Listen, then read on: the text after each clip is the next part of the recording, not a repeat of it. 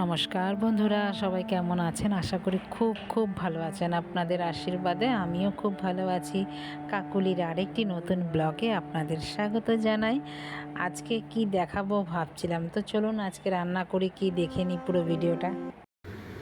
আজকে পোস্ত রুই করব।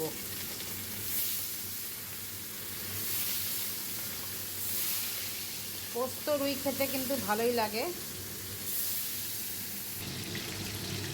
মাছ আমার সব ভাজা হয়ে গেছে, এই এক এক করে আমি তুলে নেব।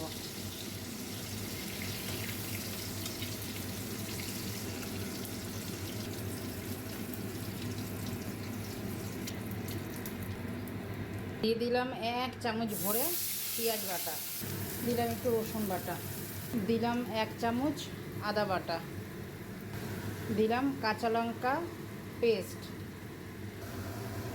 দিলাম একটু হলুদ, দিলাম স্বাদ অনুযায়ী নুন। ভালো করে একটু নাড়বো আর একটুখানি সামান্য দেবো জল।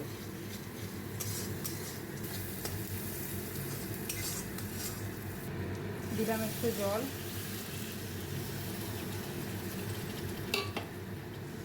প্লেটটা ধুয়ে দিলাম, বেশি জল দেব না বলে। মাছের ঝোল ফুটে গেছে, এবার মাছগুলো আমি দিয়ে দেবো এক এক করে। আমার হাত পুড়ে গেছে, প্রেশার কুকারে ছ্যাঁকা লেগে গেছে। কাজ কত সাবধানে করি, আগের বার এইখানটা ছ্যাঁকা লেগেছিলো, আবার এইবার এইখানটা লেগেছে, মানে একই জায়গায় দুবার লাগলো। এই দেখুন, আগের বার ওপরটায় লেগেছিলো, এইবার নিচে। প্রেশার কুকারের ছ্যাঁকাটা এরকমই হয়ে যায়। যাক, এই নিয়ে তো কাজ করতে হবে, বলুন। এই যে আমার রেডি হয়ে গেছে। ভেবেছিলাম দই পোস্ত দিয়ে করব, পেঁয়াজ টিয়াজ দিয়ে, কিন্তু পোস্তটা দিলাম না। ওই জন্য শুধুই পেঁয়াজ আদা রসুন দিয়ে একটু ঝাল ঝাল করে রান্না করলাম। কেন বৃষ্টি পড়ছে, ওয়েদারটাও একটু ম্যাচম্যাচে, ওই জন্য ঝাল ঝাল করে রান্না করলাম। বিয়েবাড়ির মতন কালিয়া মাছ রান্না করলাম, কেমন লাগলো সেটাও কিন্তু জানাবেন। তো এখন আমি রান্না করে নিচ্ছি। ওই তেল ছিল, মাছ ভেজেছিলাম, মাছ ভাজার তেলটা একটু ছিল। দিলাম শুকনো লঙ্কা, দিলাম কালো জিরে ফোড়নে, দেওয়ার পরে দিয়ে দিলাম গাছের টাটকা টাটকা বেগুন। এই বেগুন গাছের খুবই ভালো লাগে খেতে, আপনারা জানেন আমার গাছের বেগুন তো খুব ভালো টেস্টি হয়। তো সেটাকে আমি ডুমো ডুমো করে কেটে নিয়েছিলাম। বেগুনটা 2-4 মিনিট ভাজার পর একটু লালচে হওয়ার পরেই আমি দিয়ে দিলাম এই পরিমাণ মতন এই একটা পেঁয়াজ কুচি কুচি করে কেটে নিয়েছি, সেই পেঁয়াজটা দিয়ে দিলাম। আর তেল, আমি মাছের তেল আজকে নিয়ে এসেছিলো, তেলটা ভালো করে ধুয়ে নিয়েছি, পরিষ্কার করে নুন হলুদ মেখে তেলটার মধ্যে রেখে দিয়েছি। আর সাথে একটু ডিম নিয়ে এসেছি, মাছের ডিম। তো একটুখানি ডিম নিয়ে এসেছি, একটুখানি ডিম দিয়ে আর কী রান্না করব, তো এই বেগুন পাতুরির মধ্যেই ডিমটাকেও দিয়ে দেবো। দিয়ে দিলাম কাঁচা লঙ্কা, একটু ঝাল ঝাল হলে এটা বেশি ভালো লাগে, আর টমেটো দিলেও বেশ ভালো লাগে। এইভাবে আপনারাও একদিন রান্না করে খাবেন, দেখবেন শুধু এক তরকারি দিয়েই ভাত খাওয়া হয়ে যাবে, অন্য কোনো তরকারি আর লাগবেই না। আমাদের তো খুব ভাল লাগে, আমার মেয়েও খুব ভালো খায়, আমিও খুব ভালো খাই, খুব খুব ভালো লাগে। এবার পেঁয়াজটাও ভাজা ভাজা হয়ে গেছে, লঙ্কাটা তো ভাজা হয়েই গেছে। এবার দিয়ে দিলাম তেলগুলো, একদম ফ্রেশ তেলটা, একদম সাদা থকথকে তেলটা। এই রকম তেল দিয়ে তেল পাতুরি খেতেই কিন্তু বেশি ভালো লাগে। পরিমাণ মতন দিয়ে দিলাম হলুদ, আর সামান্য একটু নুন দিলাম। নুন তো মেখেই রেখেছিলাম, একটু সামান্য দিলাম যেন একটু নুন নুন লাগে। তো এবার শুধু নাড়িয়ে খালি ভেজে নেব, তেলটা ছেড়ে আসবে, অসম্ভব খেতে ভালো লাগবে।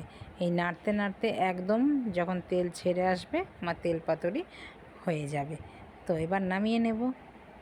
রান্না করতে করতে দেখুন আমার বাড়িতে অতিথি এসছে, দেখেছেন?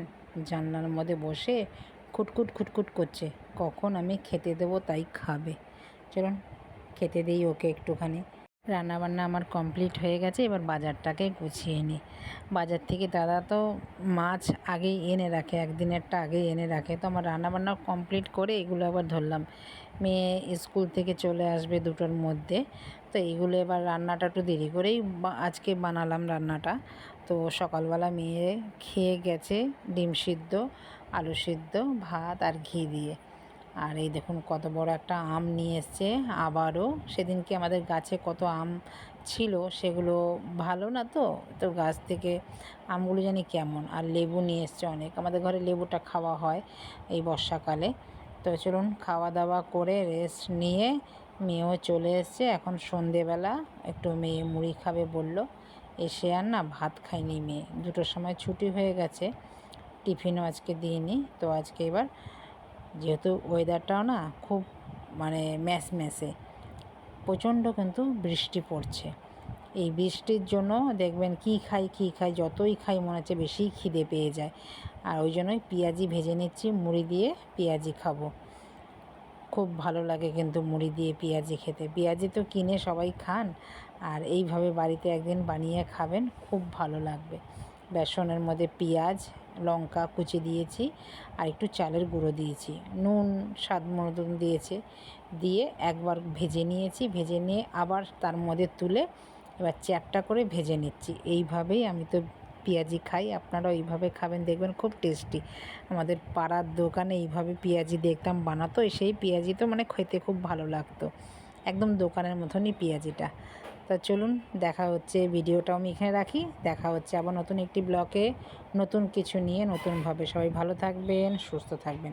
আর ভিডিওটা যদি কোথাও ভালো লেগে থাকে লাইক কমেন্ট শেয়ার করে চ্যানেলটিকে সাবস্ক্রাইব করে পাশে থাকার অনুরোধ রইল। যারা ইউটিউব থেকে দেখবেন তারা চ্যানেলটিকে সাবস্ক্রাইব করে রাখবেন, যারা ফেসবুক থেকে দেখবেন পেজটিকে ফলো করে রাখবেন। তো দেখা হচ্ছে আবার নতুন একটি ব্লগে নতুন কিছু নিয়ে নতুনভাবে। সবাই ভালো থাকবেন, সুস্থ থাকবেন। নমস্কার, টাটা।